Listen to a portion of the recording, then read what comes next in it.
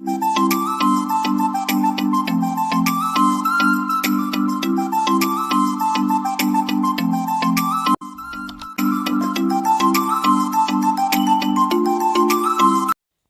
बच्चों, आज हम आकाशवाणी की चर्चा करेंगे और उद्घोषक की बात करेंगे। तो चलिए पहले उसके बारे में कुछ जानकारी ले लेते हैं। आकाशवाणी को अंग्रेजी में ऑल इंडिया रेडियो कहते हैं। भारत के सूचना एवं प्रसारण मंत्रालय के अधीन संचालित सार्वजनिक क्षेत्र की रेडियो प्रसारण सेवा है। अपने देश में रेडियो प्रसारण की शुरुआत मुंबई और कोलकाता में सन 1927 में दो निजी ट्रांसमीटरों से हुई। 1930 में इसका राष्ट्रीयकरण हुआ और तब इसका नाम भारतीय प्रसारण सेवा रखा गया। बाद में 1957 में इसका नाम बदलकर आकाशवाणी रखा गया। विविध भारती भारत में सार्वजनिक क्षेत्र के रेडियो चैनल आकाशवाणी की एक प्रमुख प्रसारण सेवा है। भारत में रेडियो के श्रोताओं के बीच ये सबसे अधिक सुनी जाने वाली बहुत लोकप्रिय सेवा है। इस पर मुख्यतः हिंदी फिल्मी गीत सुनवाए जाते हैं। शुरुआती दौर में इसका प्रसारण सिर्फ दो केंद्रों मुंबई तथा मद्रास से होता था। बाद में धीरे धीरे इसकी लोकप्रियता के चलते आकाशवाणी के और भी केंद्र इसका प्रसारण करने लगे। वर्तमान में अनेकानेक केंद्र आकाशवाणी की विज्ञापन प्रसारण सेवा के रूप में अपने श्रोताओं को विविध भारती के कार्यक्रम सुनवाते हैं। विविध भारती सेवा स्टूडियो मुंबई में था। देश भर के काबिल निर्माताओं और उद्घोषकों को विविध भारती के लिए बुलवाया गया। जयमाला और हवा महल विविध भारती के शुरुआती कार्यक्रम रहे हैं। विविध भारती ने अपनी लोकप्रियता का जबरदस्त दौर देखा। विविध भारती हमेशा बदलते वक्त के साथ चलती रही है। आज किसी भी ताज़ा घटनाक्रम या सूचना को विविध भारती के कार्यक्रम में तुरंत शामिल कर लिया जाता है। सन 1996 में विविध भारती से मनोरंजन के एक नए पैकेज का आरंभ हुआ। इसे पिटारा का नाम दिया गया, जैसे डॉक्टरों से बातचीत, सेहतनामा, फोने फरमाइशों आदि का पिटारा। सखी सहेली महिलाओं के लिए यह कार्यक्रम शुरू किया गया था। मंथन, इसमें ज्वलंत मुद्दों पर श्रोताओं से राय मांगी जाती है।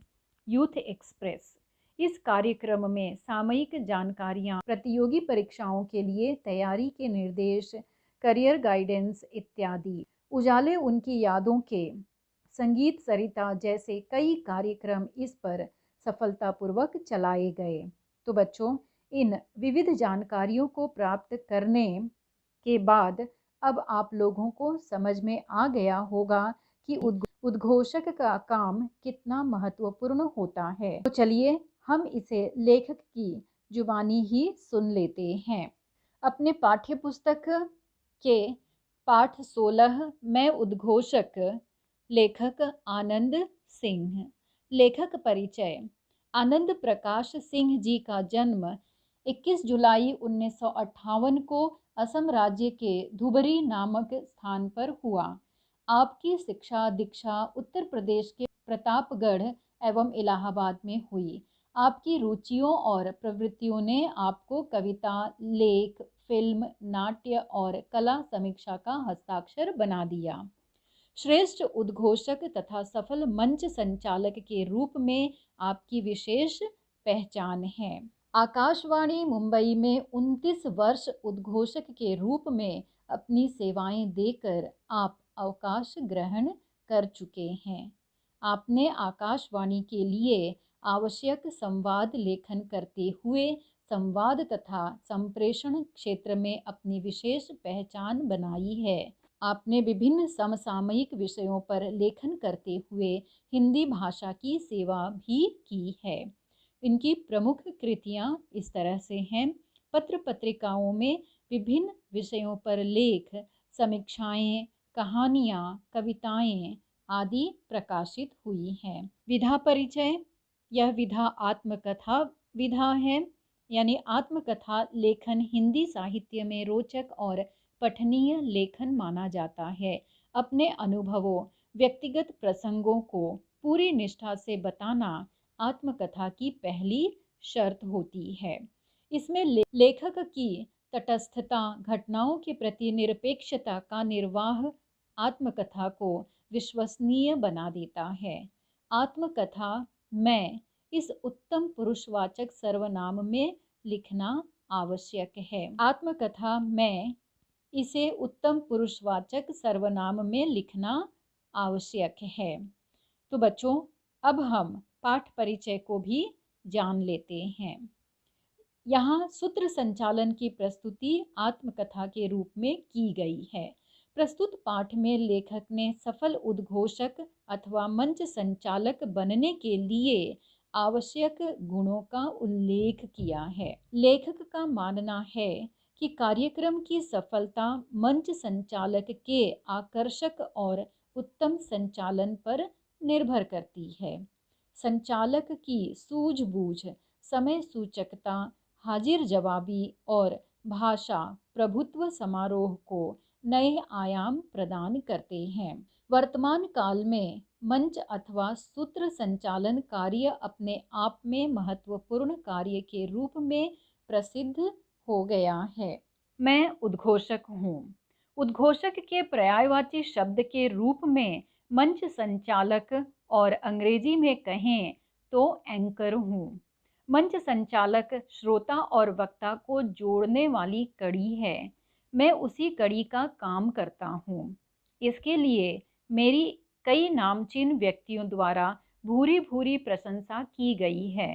भारत रत्न पंडित भीमसेन जोशी जैसी हस्तियों के मुंह से यह सुनना कि बहुत अच्छा बोलते हो, अच्छे उद्घोषक हो, या मैं तो तुम्हारा फैन हो गया, तो सचमुच स्वयं को गौरवान्वित अनुभव करता हूँ। जैसा कि आप सब जानते हैं कि आत्मकथात्मक निबंध को मैं की शैली में लिखा जाता है, तो यहाँ पर लेखक भी अपनी बात को आत्मकथात्मक शैली में ही बता रहे हैं, अर्थात वो अपनी आत्मकथा कुछ इस प्रकार से बता रहे हैं। किसी भी कार्यक्रम में मंच संचालक की बहुत अहम भूमिका होती है। वही सभा की शुरुआत करता है, आयोजकों को तथा अतिथियों को वही मंच पर आमंत्रित करता है, वही अपनी आवाज़, सहज और हास्य प्रसंगों तथा काव्य पंक्तियों से कार्यक्रम की सफलता निर्धारित करता है। मैंने कई बार इस महत्वपूर्ण भूमिका का निर्वाह अत्यंत सफलतापूर्वक किया है, लेकिन यह सब यूं अचानक नहीं हो गया। मैंने भी इसके लिए बहुत पापड़ बेले हैं। आरंभिक दिनों में मैं भी मंच पर जाते घबराता था। माइक मुझे सांप के फन की तरह नजर आता था। दिल जोर जोर से धड़कने लगता था। मुझे याद है, तब मैं 9वीं कक्षा का छात्र था। विद्यालय के प्रांगण में गांधी जयंती का आयोजन किया गया था। मुझे भी भाषण देने के लिए चुना गया। मंच पर जाते ही हाथ पैर थरथराने लगे। जो कुछ याद किया था, लगा सब भूल गया हूँ। कुछ पल के लिए जैसे होश ही खो बैठा हूँ, पर फिर खुद को संभाला। महान व्यक्तियों के आरंभिक जीवन के प्रसंगों को याद किया कि किस तरह कुछ नेता हकलाते थे, कुछ कांपते थे, पर बाद में वे कुशल वक्ता बने। ये बातें याद आते ही हिम्मत जुटाकर मैंने बोलना शुरू किया और बोलता ही गया। भाषण समाप्त हुआ। खूब तालियां बजी, खूब वाहवाही मिली। कहने का मतलब यह कि थोड़ी सी हिम्मत और आत्मविश्वास ने मुझे भविष्य की राह दिखा दी और मैं एक सफल सूत्र संचालक के रूप में प्रसिद्ध हो गया। तो बच्चों, यहाँ पर लेखक यह कहना चाहते हैं कि कोई भी व्यक्ति जन्म से ही बहादुर और आत्मविश्वासी नहीं होता है। हमने यहाँ देखा कि लेखक भी बचपन में हमारे और आप जैसे ही थे। 9वीं कक्षा के अपने अनुभव के माध्यम से आपको भी न घबराने के लिए वो कहते हैं। साथ ही कहते हैं कि किस तरह से उन्होंने बड़े बड़े व्यक्तियों को याद किया कि वे भी तो पहले ठीक से बोल नहीं पाते थे। तब लेखक के हृदय में हिम्मत का भाव जागता है और हिम्मत जुटाकर वे बोलने लगते हैं। उन्हें बहुत शाबाशी मिलती है। उसी आत्मविश्वास के साथ उन्होंने बोलने की शुरुआत की और तब से लेकर अपनी मंजिल को पाने तक उन्होंने एक दिन के लिए भी राहत की सांस नहीं ली। अंततः इतने अथक प्रयास के बाद उन्हें अपनी मंजिल उद्घोषक के रूप में मिल ही गई और उन्होंने अपने कई वर्षों के इस अनुभव के पिटारे को हमारे सामने इस पाठ के माध्यम से खोल दिया है, ताकि आप भी उन अनुभवों से कुछ सीखें और न डरते हुए, न झिझकते हुए अपनी मंजिल, अपने लक्ष्य तक पहुंच पाएं। आगे लेखक हमें संचालन के प्रकार की तरफ ले चलते हैं, जो इस प्रकार है। पहला प्रकार, शासकीय कार्यक्रम का सूत्र संचालन। दूरदर्शन के लिए सूत्र संचालन, रेडियो के लिए सूत्र संचालन, राजनीतिक, सामाजिक तथा सांस्कृतिक कार्यक्रमों का सूत्र संचालन। शासकीय एवं राजनीतिक कार्यक्रम सूत्र संचालन में प्रोटोकॉल का बहुत ध्यान रखना पड़ता है। पदों के अनुसार नामों की सूची बनानी पड़ती है। किसका किसके हाथों सत्कार करना है, इसकी योजना बनानी पड़ती है। इस प्रकार का सूत्र संचालन करते समय अति अलंकारिक भाषा के प्रयोग से बचना चाहिए। अपनी बात को आगे बढ़ाते हुए लेखक कहते हैं, दूरदर्शन अथवा रेडियो पर प्रसारित किए जाने वाले कार्यक्रम समारोहों की संपूर्ण जानकारी होनी चाहिए। कार्यक्रम की संहिता यानी सूची लिखकर तैयार करनी चाहिए। उसके पश्चात कार्यक्रम प्रारंभ करना चाहिए और धीरे धीरे उसका विकास करते जाना चाहिए। भाषा का प्रयोग कार्यक्रम और प्रसंगानुसार किया जाना चाहिए। रोचकता और विभिन्न संदर्भों का समावेश कार्यक्रम में 4 चांद लगा देते हैं।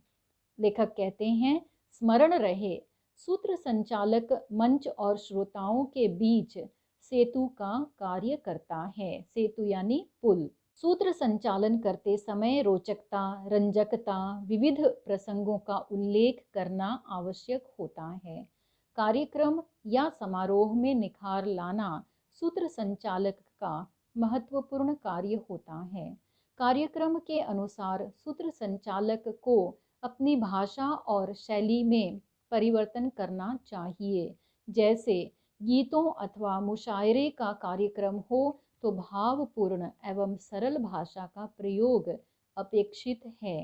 तो व्याख्यान अथवा वैचारिक कार्यक्रम में संदर्भ के साथ सटीक शब्दों का प्रयोग आवश्यक है। सूत्र संचालन करते समय उसके सामने सुनने वाला कौन है, इसका भी ध्यान रखना चाहिए। तो बच्चों, लेखक ने यहाँ पर अच्छे मंच संचालक के लिए क्या जरूरी है और उसकी कैसी तैयारी होनी चाहिए, इस पर भी बात किया है।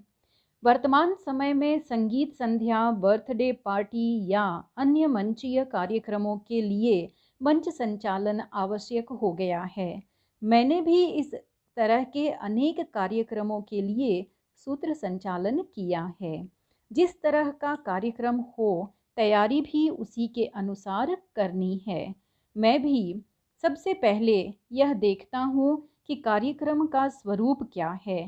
सामाजिक, शैक्षिक, राजनीतिक, कवि सम्मेलन, मुशायरा या सांस्कृतिक कार्यक्रम।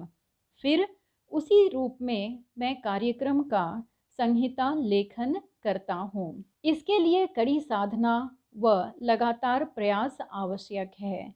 कार्यक्रम की सफलता सूत्र संचालक के हाथों में ही होती है। वह 2 व्यक्तियों, 2 घटनाओं के बीच कड़ी जोड़ने का काम करता है। इसलिए संचालक को चाहिए कि वह संचालन के लिए आवश्यक तत्वों का अध्ययन करे। सूत्र संचालन के लिए कुछ महत्वपूर्ण गुणों का होना आवश्यक है।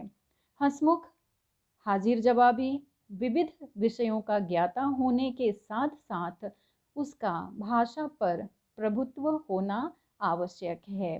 प्रभुत्व यानी अधिकार। कभी कभी किसी कार्यक्रम में ऐन वक्त पर परिवर्तन होने की संभावना रहती है। यहाँ सूत्र संचालक के भाषा प्रभुत्व की परीक्षा होती है। पूर्व निर्धारित अतिथियों का न आना, यदि आ भी जाए तो उनकी दिन भर की कार्य व्यस्तता का विचार करते हुए कार्यक्रम पत्रिका में संशोधन या सुधार करना पड़ता है। आयोजकों की ओर से अचानक मिली सूचना के अनुसार संहिता में परिवर्तन कर संचालन करते हुए कार्यक्रम को सफल बनाना ही सूत्र संचालक की विशेषता होती है। बच्चों, वैसे तो लेखक ने बड़े ही सरल शब्दों में हमें समझा दिया है। थोड़ा और इस बात की जानकारी हम ले लेते हैं। ये बात सच है, जहाँ जहाँ श्रोता के आगे कोई भी कार्यक्रम मनाया जाता है वहाँ संचालक की भूमिका महत्वपूर्ण होती है। पहले कॉन्फ्रेंस और साहित्यिक सांस्कृतिक इन कार्यक्रमों तक सीमित रहने वाली संचालन की भूमिका का फैलाव मेला, परिसंवाद, चर्चा सत्र, पुरस्कार वितरण समारोह, उसी तरह शादी, जन्मदिन इन तक पहुंच चुकी है। कुछ और उदाहरणों को भी देख लेते हैं, जैसे सामाजिक, क्रीड़ा, साहित्यिक, आरोग्य, सांस्कृतिक, धार्मिक, शैक्षणिक, व्यवसाय, राजकीय, पारिवारिक, कला, आकाशवाणी, शासकीय और संगीत क्षेत्रों में इसका विस्तार हो चुका है। आगे लेखक कहते हैं कि एक अच्छे सूत्र संचालक का मिलनसार होना बहुत जरूरी है, तो हम इसे भी देख लेते हैं। सूत्र संचालक का मिलनसार होना भी आवश्यक होता है। उसका यह मिलनसार व्यक्तित्व संचालन में चार चांद लगाता है। सूत्र संचालक को विविध विषयों का ज्ञाता होना भी आवश्यक है। ज्ञाता यानी जानकारी उसको होनी चाहिए। यदि सूत्र संचालक भौतिकीय विज्ञान, परमाणु विज्ञान जैसे विषयों और विभिन्न राष्ट्रीय अंतर्राष्ट्रीय नेताओं के सामने कार्यक्रम का संचालन करता हो तो संबंधित राष्ट्र तथा विषयों का ज्ञाता होना आवश्यक है। कड़ी साधना, गहराई से अध्ययन करते हुए विषय का ज्ञान प्राप्त कर सकते हैं। आकाशवाणी और सार्वजनिक कार्यक्रमों में मंचों पर संचालन कार्य ने मेरे व्यक्तित्व को नई ऊंचाई प्रदान की है। इस विषय में मेरी सफलता का प्रमुख कारण है मेरा प्रस्तुतिकरण, क्योंकि मंच संचालन की सफलता संचालक के प्रस्तुतिकरण पर ही निर्भर करती है। तो बच्चों, लेखक का कहना है कि वर्तमान समय में तो संगीत संध्या, बर्थडे पार्टी या फिर दूसरे कार्यक्रम बहुत ही आवश्यक हो गए हैं। अतः कार्यक्रमों में निखार लाने के लिए काम तो सूत्र संचालक को ही करना पड़ता है। जिस तरह का कार्यक्रम हो उसे उसी तरह से तैयारी करनी पड़ती है और उसके लिए उसके अंदर महत्वपूर्ण गुणों का होना भी जरूरी होता है। जैसे उसे हंसमुख होना चाहिए, हाजिर जवाबी, विविध विषयों का जानकार होना चाहिए, साथ ही साथ प्रभुत्व यानी पर उसका पूरी तरह से अधिकार या शासन होना चाहिए। भाषा प्रभुत्व की परीक्षा यानी आपका भाषा पर कितना अधिकार है, कितना कमांड है, इसी समय दिखाई देता है। ये बात भी सच है कि कभी कभी जिन मेहमानों की लिस्ट सूत्र संचालक को दी गई है और आने वाले का नाम दूसरे नंबर पर है, उसने जो तैयारी की है बोलने की, उसमें तुरंत आनन फानन में बदलाव लाना पड़ता है और इसकी तैयारी वह तुरंत करता है या करना पड़ता है। तो सूत्र संचालक को इतनी कला का प्रदर्शन तो करना ही पड़ता है। इतना ज्ञान तो उसे होना ही चाहिए कि तुरंत किस तरह से अपने तुरंत किस तरह से उसमें परिवर्तन लाया जा सके। आयोजकों की तरफ से भी कुछ सूचना अचानक ही मिल जाती है तो अपनी सूची में कुछ बदलाव करते हुए कार्यक्रम को सफल बनाना पड़ता है। यही उसकी विशेषता होती है। तो बच्चों, इन सब बातों को तो आप बहुत अच्छी तरह से जानते ही हैं, क्योंकि आप भी तो अपने स्कूल कॉलेज में होने वाले कार्यक्रमों में सूत्र संचालन यानी एंकरिंग का काम थोड़ा बहुत तो करते ही हैं। आगे लेखक कहते हैं, सूत्र संचालक का मिलनसार होना भी आवश्यक है। ये तो 100% सच बात है। जिस सभा समारोह या कार्यक्रम में हमें बोलना है, जैसा कि लेखक ने बताया, भौतिकीय विज्ञान, परमाणु विज्ञान, राष्ट्र आदि विषयों पर यदि बोलना है और कुछ जानकारी ही नहीं रहेगी तो वह क्या बोलेगा। बोलने के लिए हम किसी भी क्षेत्र का चुनाव करें, उसके लिए अच्छी तरह से तैयारी करनी चाहिए। भिन्न भिन्न जानकारियों का होना बहुत जरूरी है, तभी हम सफल हो सकते हैं। आगे लेखक कहते हैं कि वो कौन कौन सी बातों का ध्यान रखते हैं, यहाँ पर लेखक की जुबानी ही देख लेते हैं। बच्चों, जैसा कि लेखक ने बताया है कि विषय का ज्ञान होना बहुत जरूरी है। कड़ी मेहनत और गहराई से विषय को जानने की भी आवश्यकता है, ताकि सूत्र संचालक के व्यक्तित्व में निखार आए। साथ ही लेखक ने यहाँ पर बहुत ही अच्छी बात कही है, प्रस्तुतिकरण यानी प्रेजेंटेशन। हाँ बच्चों, मंच पर सूत्र संचालक का प्रस्तुतिकरण आकर्षक होना चाहिए। अब आप सोचिए कि मंच पर जाकर आप यूं ही खड़े रहें और कुछ धीरे धीरे बोलें, तो क्या सामने बैठे हुए लोग आपको झेल पाएंगे? अर्थात श्रोता और दर्शक को उस समय बांध कर रखना आसान काम नहीं है। अतः अपने शब्दों के माध्यम से उन्हें बांधे रखना पड़ता है। लेखक इस बात का ध्यान रखते हुए कहते हैं कि कार्यक्रम कोई भी हो, मंच की गरिमा बनी रहे। मंचीय आयोजन में मंच पर आने वाला पहला व्यक्ति संचालक ही होता है।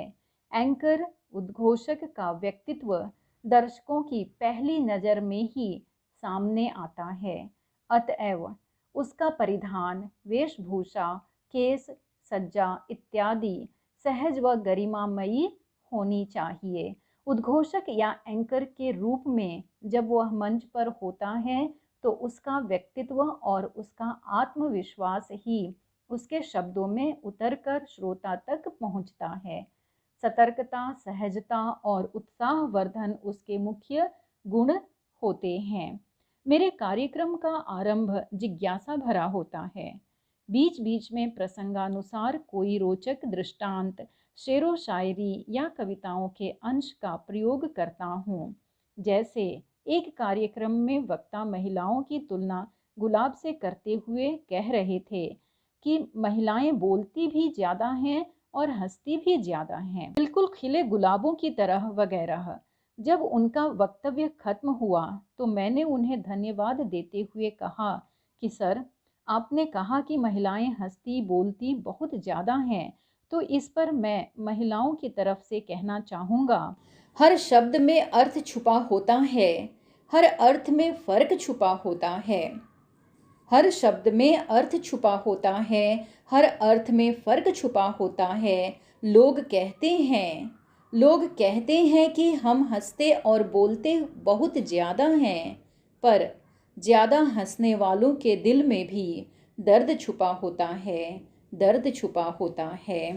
लेखक की इस बात पर लोगों ने खूब तालियां बजाई। महिलाएं तो लेखक की प्रशंसक बन गई। कार्यक्रम को बोझिल, उबाऊ, बोरियत आदि से बचाने के लिए लेखक बीच बीच में सहज हास्य से भरा चुटकुला या कोई प्रसंग सुना देते हैं। परंतु बच्चों, लेखक यहाँ बहुत ही सटीक बात कहते हैं। यदि आपको कोई भी कार्यक्रम रुचिकर बनाने हैं तो उसके लिए आपके पास विभिन्न विषयों के ज्ञान का भंडार होना आवश्यक है। यानी आपका ज्ञान इतना विस्तृत होना चाहिए कि कार्यक्रम चाहे कोई भी हो, उसमें भाषा का समयानुकूल प्रयोग करते हुए कार्यक्रम की गरिमा को बढ़ा देते हैं। और इसके लिए निरंतर लगातार पढ़ते रहने की आवश्यकता होती है, या यूं कहें कि इन सब के लिए शब्दों का भंडार, भाषा पर अधिकार होना अति आवश्यक है। तो बच्चों, इसलिए लेखक बचपन से ही नगर की लाइब्रेरी में जाकर पत्र पत्रिकाओं और कई तरह की पुस्तकों को पढ़ते रहते थे। जैसे कुछ किताबों के नाम यहाँ पर लेखक गिनाते हैं। चंपक, नंदन, बाल भारती और चंदा मामा जैसी पत्रिकाएं वे पढ़ते थे। बाद में धर्मयुग, हिंदुस्तान, दिनमान, कादम्बिनी, सारिका, नवनीत जैसी मासिक पाक्षिक पत्रिकाओं को भी वे पढ़ते थे और रेडियो के विविध कार्यक्रमों को सुनना वे बेहद पसंद करते थे। लेखक ने यहाँ इस बात की पुष्टि की है कि उनके सूत्र संचालन के लिए ये सारी बातें कहीं न कहीं प्रेरणादायक रही हैं। तो बच्चों, यदि आपको भी सूत्र संचालन का कार्य अच्छा लगता है और आप लेखक से प्रभावित हुए हैं, तो आज से ही तरह तरह की पुस्तकें, पत्र पत्रिकाएं और अन्य ज्ञान को अर्जित करने वाली वस्तुओं को अपने जीवन में शामिल कर लीजिए। अपने शब्द भंडार में वृद्धि कर लीजिए। मुझे पता है कि आप लोग बहुत सारी चीज़ें पढ़ते हैं, समझते हैं और उसे अमल भी करते हैं। अब हम लेखक के जीवन की कुछ और बातों को देख लेते हैं। लेखक आगे कहते हैं कि मैं उद्घोषक, मंच संचालक की भूमिका पूरी निष्ठा से निभाता रहा हूँ और श्रोताओं ने मुझे अपार स्नेह और यश से समृद्ध किया है। किंग ऑफ वाइन्स, संस्कृति शिरोमणि, अखिल आकाशवाणी जैसे अनेक पुरस्कारों से सम्मानित किया गया हूँ। मैंने भी विज्ञापन देखकर रेडियो उद्घोषक पद के लिए आवेदन किया था। 29 वर्ष तक मैंने वहाँ अपनी सेवाएं प्रदान की। इसका मुझे गर्व है।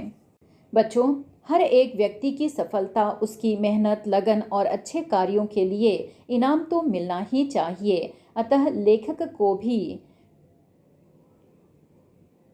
पुरस्कारों से नवाजा गया। 29 साल की अपनी मेहनत और लगन से कार्य करने को लेकर लेखक बहुत खुश हैं और उनको उस पर गर्व हो रहा है। आगे लेखक उद्घोषक के रूप में बोल रहे हैं। मैं उद्घोषक हूँ, शब्दों की दुनिया में रहता हूँ। जब रेडियो से बोलता हूँ तो हर घर, सड़क दर सड़क, गली गली में सुनाई पड़ता हूँ। तब मेरी कोई सूरत नहीं होती, मेरा कोई चेहरा भी नहीं होता, लेकिन मैं हवाओं की पालकी पर सवार दूर गांवों तक पहुंच जाता हूं। जब एंकर बन जाता हूं तो अपने दर्शकों के दिलों को छू लेता हूं। आप मुझे आवाज के पर्दे पर देखते हैं। मैं उद्घोषक हूं, मैं एंकर हूं। ठीक है बच्चों, तो इस तरह से लेखक ने अपने बारे में बताया, हमें समझाया और वे आगे कहते हैं इसके लिए रोजगार के अवसर भी प्राप्त हो सकते हैं और हुए भी हैं। इसी बात को लेखक ने हमारे सामने रखा है। तो बच्चों, लेखक ने अपनी आजीविका को उद्घोषक के रूप में चुना। तो हाँ बच्चों, ये आप सोच रहे होंगे कि यह एक व्यवसाय कैसे बन सकता है। यह केवल एक शौक नहीं है, बल्कि अब यह आजीविका का साधन बन गया है। लेखक भी यही कह रहे हैं कि इस क्षेत्र में भी रोजगार की भरपूर संभावनाएं हैं। इसमें आप नाम दाम दोनों कमा सकते हैं। मुझे भाषा का गहराई से अध्ययन करना पड़ा है। लोग भले ही कहें कि भाषा का अध्ययन क्यों करें, क्या इससे रोजगार मिलता है, पर मैं आज तक के अपने अनुभवों से कहना चाहता हूँ कि भाषा का विद्यार्थी कभी बेकार नहीं रहता। सूत्र संचालन में भी भाषा की महत्वपूर्ण भूमिका है।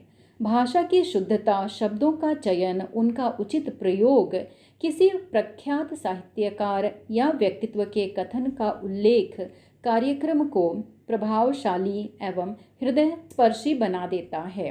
विभिन्न कार्यक्रमों के साथ आप रेडियो या टीवी उद्घोषक के रूप में रोजगार पा सकते हैं। तो बच्चों, यहाँ पर आपने देखा कि अब यह आजीविका का साधन बन गया है। कुछ लोग केवल सूत्र संचालन पर निर्भर रहते हुए इसी क्षेत्र में प्रतिष्ठा को प्राप्त कर लेते हैं।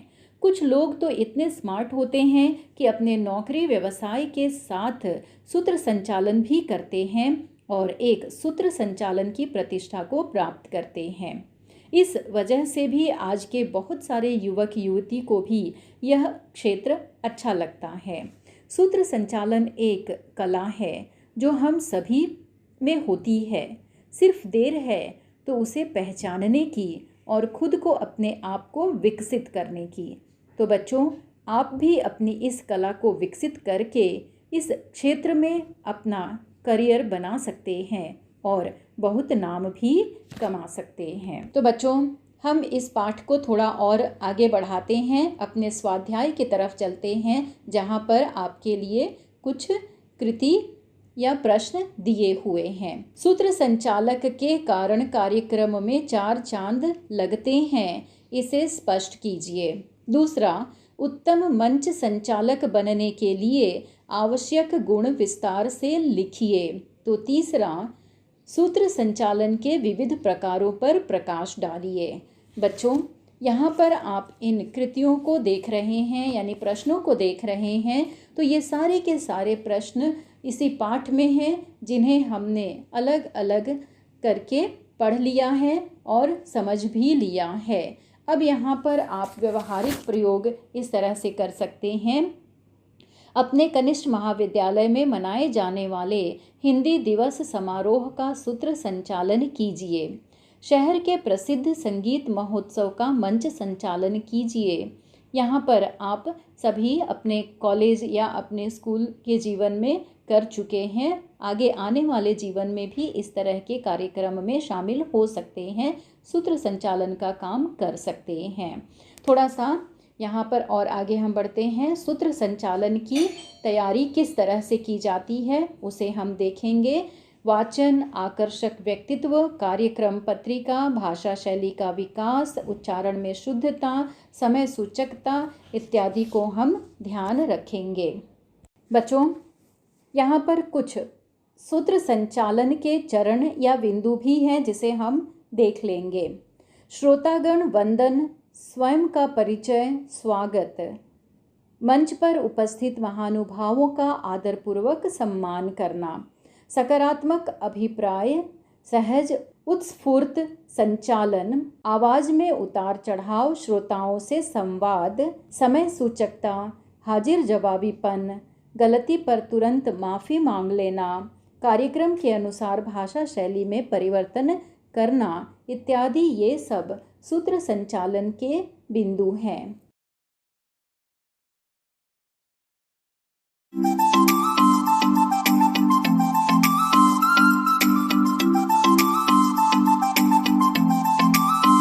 मेरे द्वारा पाठ्य पुस्तक के किसी और पाठ का वीडियो देखना या सुनना चाहते हैं तो मेरे इस चैनल को सब्सक्राइब कर दीजिएगा और बेल आइकन पर भी क्लिक कर दीजिएगा, ताकि आपको नोटिफिकेशन मिल सके और